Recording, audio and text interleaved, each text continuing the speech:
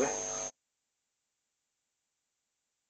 देखिए, धारा का चुंबकीय प्रभाव। आज हम धारा मापी पढ़ रहे हैं। धारा मापी हमारे पास क्या हो गया? धारा मापी वह युक्ति है जिसके द्वारा विद्युत परिपथ में धारा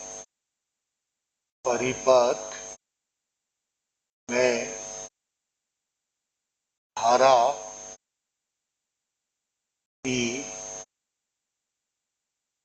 उपस्थिति का पता चलता। धारामापी वह युक्ति होती है जिसके द्वारा विद्युत परिपथ में धारा की उपस्थिति का पता लगाया जाता है। ठीक है, इसको मैं गैल्वेनोमीटर बोलता हूँ। गैल्वेनोमीटर।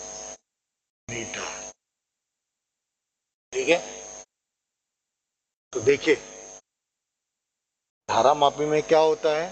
दो चुंबक होते हैं। ये आपके पास ये चुंबक है, ये नॉर्थ पोल कर लीजिए, ये साउथ पोल कर लीजिए। इस चुंबक के बीच में यहाँ पर एक कॉइल होती है, ये कॉइल हो गई ऐसा। इस कॉइल के बीच में मैं क्या करता हूं, एक कोर लगा देता हूं मैग्नेट का। ठीक, ये कॉइल क्या होती है? इस चुंबकीय क्षेत्र में लटकी रहती है। ठीक, ये ऐसे जाके ऐसे यहाँ पर लटकी रहती है। यहाँ पर ऐसा ऐसा स्प्रिंग होता है, ये चली गई, और यहाँ पर ऐसे होते चली गई। इसको मैं क्या करता हूँ, ऐसा ऐसा ले लेता हूँ, ये ऐसे चली जाती है। यहाँ पर एक इंडिकेटर लगा रहता है, लाइक दिस। यहाँ पर इसकी मार्किंग होती है ऐसा। धारा ऐसे आती है और ऐसे चली जाती है। तो इसमें क्या हो गया? ये हो जाएगा आपके पास क्या? अगर हम कुंडली को देखें तो ये हो जाता है संकेतक।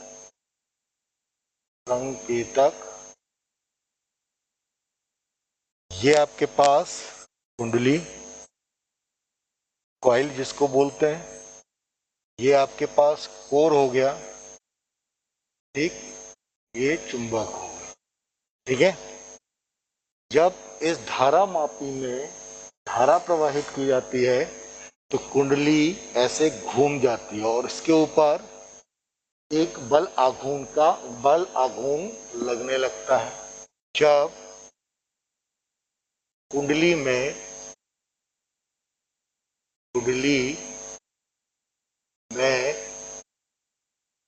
बल में धारा प्रवाहित होती है तो लगने वाला बल आघूर्ण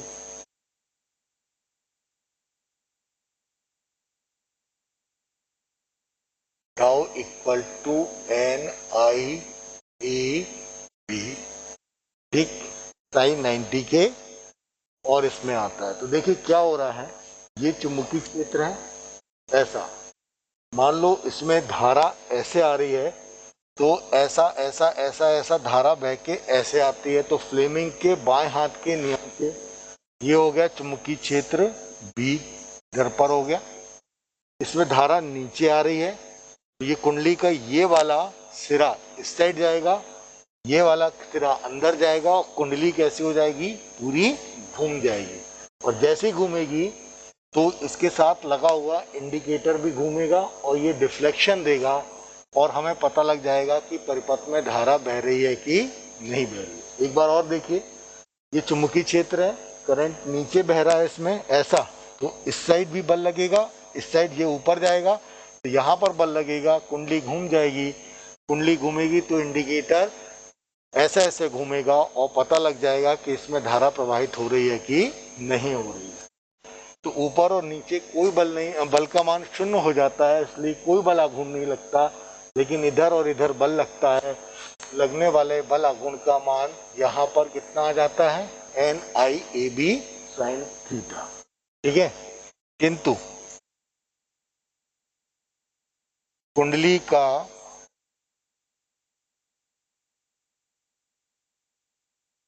ठीक, कुंडली के टॉर्शन के कारण, टॉर्शन के कारण बल आघूर्ण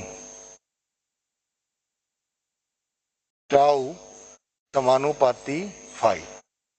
अब इतना ज्यादा ये कुंडली यहाँ पर मान लो घूम गई तो इसका, ये वायर का अपोजिट डायरेक्शन में लगने वाला बल आघूर्ण कैसा होगा, कितना होगा, जो कुंडली को वापस लाने के लिए काम करेगा वो टाउ समानुपाती फाई। फाई क्या है हमारे पास, विक्षेपण कोण है, विक्षेपण कोण।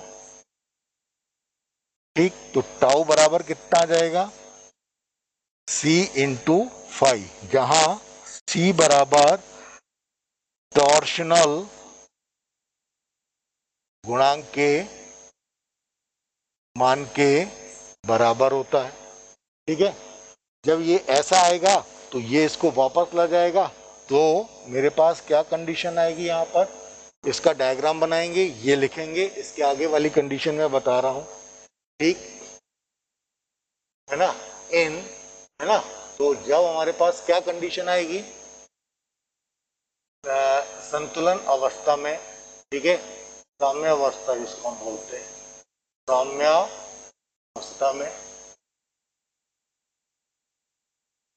दोनों बल आघूर्ण कैसे हो जाएंगे, बराबर हो जाएंगे, यानी NIAB बराबर CY, जहां N क्या है, नंबर ऑफ टर्न्स, इसको हम बोल देते हैं फेरों की संख्या।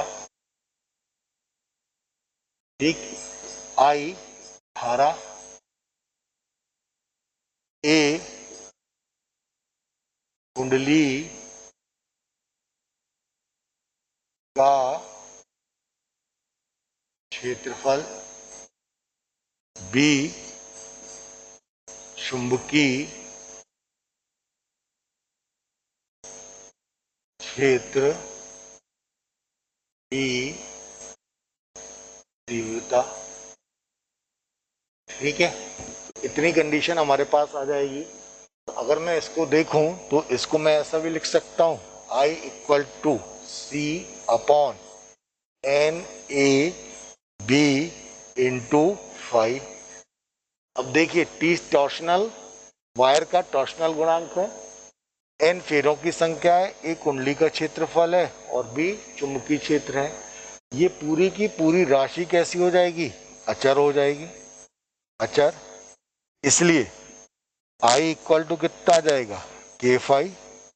मैंने इसको यहाँ पर मान लिया है, इसलिए I समानुपाती फाई।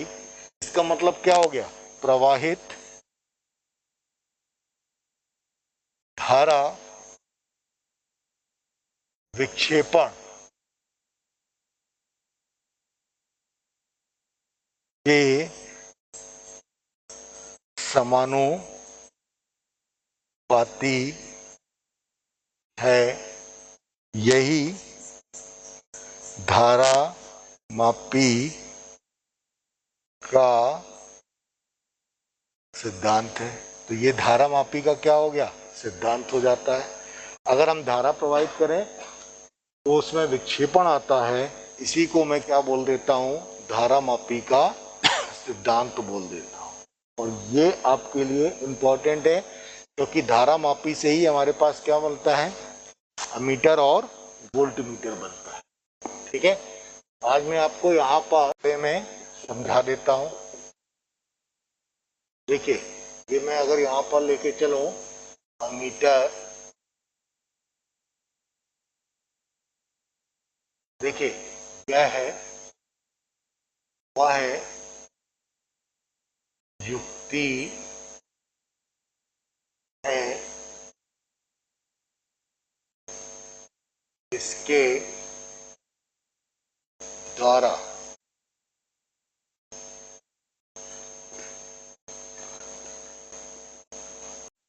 जिसके द्वारा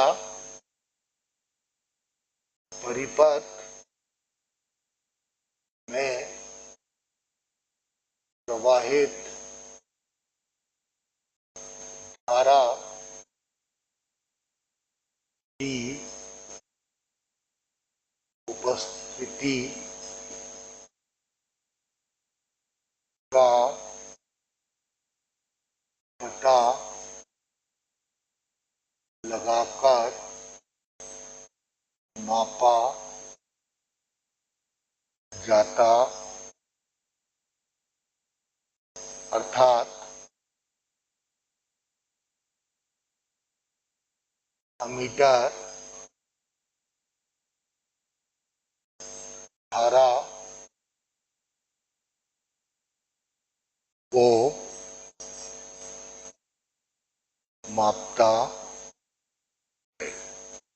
ठीक, तो धारा मापी क्या करता है,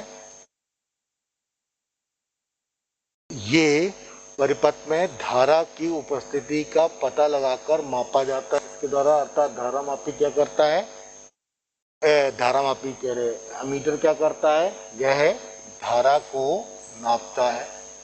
ठीक है, तो अमीटर क्या करता है, धारा को मापने में उपयोग होता है। तो अमीटर वह युक्ति है जिसके द्वारा परिपथ में धारा को मापा जाता है। ठीक है, तो हम क्या करते हैं, यहाँ पर धारा मापी को एमीटर में बदल सकते हैं।